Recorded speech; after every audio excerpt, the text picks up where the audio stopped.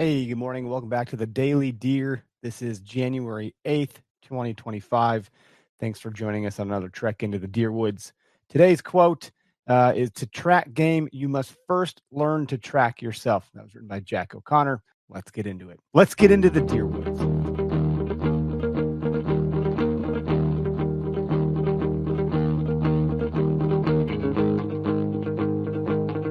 Today's episode is called The Scout's Notebook. And candidly, I don't keep a hunting journal or a notebook.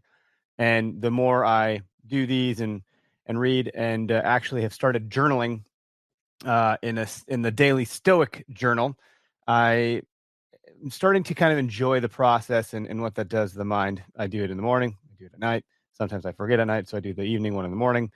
It does kind of make me really kind of want to do it for hunting.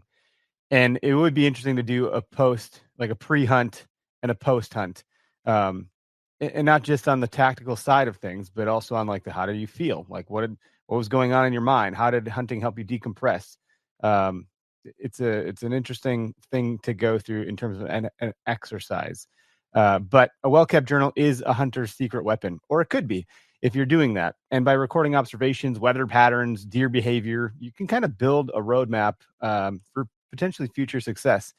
There's, I believe, it might be Andy May that keeps a journal. I know some of the guys that kill, consistently kill mature deer, have talked about keeping a journal, and a pretty strict one at that too. That I know there are hunting journals that you can go get that will have a little input spot for weather, wind, moon, all of those things, time, so forth, season.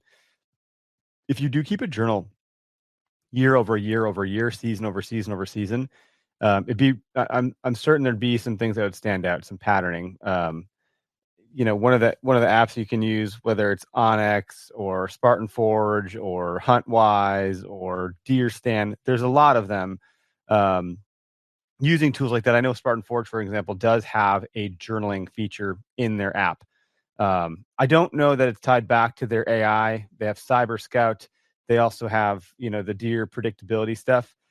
It would be interesting to know if you kept a journal, if it could start to mine for those patterns.